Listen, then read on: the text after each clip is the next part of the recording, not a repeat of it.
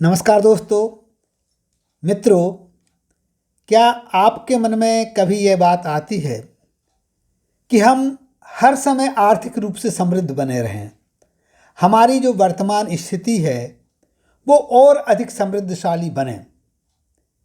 यदि ऐसी बात आती है और अपने आप को आप समृद्धशाली बना करके रखना चाहते हैं तो सुनिए आज की हमारी ये कहानी। एक सेठ साहब थे, बहुत अच्छी खासी कमाई थी, कंपनियां थीं, फैक्ट्रियां थीं, बहुत कमाई उनकी हुआ करती थी।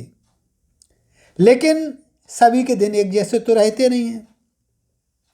बसंत आता है, पतझड़ भी आता है। उनको आर्थिक नुकसान हो गया और नुकसान इतना ज़्यादा था, उनकी जो आर्थिक स्थिति थी काफ़ी कुछ डामाडोल हो गई। सेठ जी ने सोचा कि मैं तो कंगाली की तरफ जा रहा हूं, और वो दिन रात परेशान रहने लगे। उनकी परेशानी का जो दबाव है उनके ऊपर इतना हावी हो गया कि एक दिन वो घर से रात्रि में निकल गए।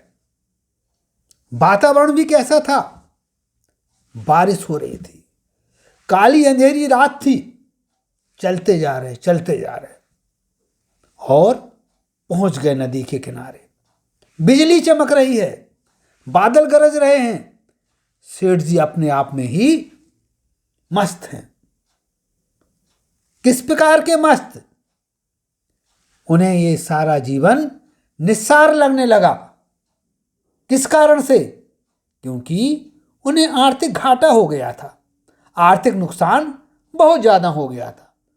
उन्होंने निर्णय कर लिया कि मैं अब इस दुनिया को छोड़ करके चला जाऊं, और वो निर्णय लेकर के नदी में छलांग लगाने को तैयार होते हैं। जैसे ही छलांग लगाने को तैयार होते हैं, उसी समय दो मजबूत हाथ उनको पकड़ लेते हैं।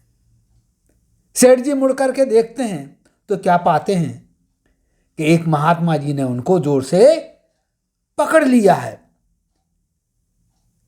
महात्मा जी पूछते हैं, क्या बात है, आप ऐसा क्यों कर रहे हैं? आप अपने प्राणों की आहुति क्यों दे रहे हैं? सेठ जी सारा किस्सा बता देते हैं कि मैं बहुत ही आर्थिक रूप से जूझ रहा हूं, मुझे बहुत नुकसान हो गया है। महात्मा जी समझाते हैं कि यदि आज आपके बुरे दिन हैं तो कल अच्छे दिन भी आएंगे। किसी के भी दिन सदैव ना हर समय बुरे रहते हैं, ना हर समय अच्छे रहते हैं। आज भी आपके पास जड़ तो है, तना तो है, और जब जड़ है, जब तना है, तो पतझड़ के बाद में उसमें पत्ते तो आना ही आना है। आवश्यकता केवल इस बात की है कि आप अपने आप पर विश्वास करके रखिए। सेठ जी के मन में ये बात आती है कि महात्मा जी जो बात कह रहे हैं बात तो सही है। हमें घाटा तो लग गया है, लेकिन हमारी फैक्ट्रीज तो हैं, हमारी कंपनी तो हैं, हमारे पास मूलधन तो बहुत कुछ है। हम उसके आधार पर फिर से भी जम सकते हैं। और जैसे ही सेठ जी के मन में ये सकारात्मक विचार पैदा होता है, महात्मा जी के चरणों को स्पर्श करके वापस अपने घर की तरफ प्रस्थान कर देते हैं। प्रस्थान करने के उपरांत जाकर के गहरी नींद लेते हैं। सुबह उठते हैं, प्रसन्नचित्त नजर आते हैं, मंदिर जाते हैं, भगवान की पूजन अर्चन करते हैं और अपना काम नए सिरे से शुरू कर देते हैं। नए सिरे से अपना काम शुरू करने के उपरांत पुनः उनके दिन घूमने लगते हैं, परिवर्तित होने लगते हैं, बाहर आने लगती है। पतझड़ के बाद नई नई कोपलें फूटने लगती हैं और शीघ्र ही पुनः वो अपनी पुरानी स्थिति में, उत्कृष्ट स्थिति में पहुंच जाते हैं।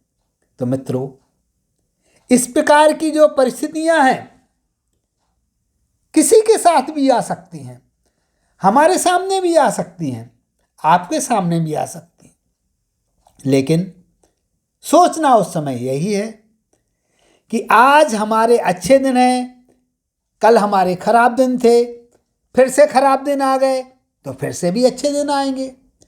कभी भी अपने आप को मानसिक तनाव एवं दबाव में मत डालिए। यदि आगे बढ़ना है, प्रसन्न रहना है, तो मुकाबला कीजिए इस तरह की परेशानियों से और बढ़ते रहिए आगे। मैं HK जैन जवाहर नवोदय विद्यालय का एक सेवानिवृत्त प्राचार्य हूँ और इस तरह की मोटिवेशनल स्टोरीज के माध्यम से आप लोगों से जुड़ा रहना चाहता हूँ। मैं चाहता हूँ कि हम लोग आपस में विचार विमर्श करके लोगों के मन में जो गलत बातें पैदा होती हैं, आत्महत्या के विचार जो आते हैं, उनका हम सभी निराकरण कर सकें। तो बढ़िए आप आगे, बढ़िए समाज को आगे बढ़ाइए, अपने परिवार को, अपने घर बार को अच्छी दिशा में। नमस्कार, जय हिंद, जय भारत।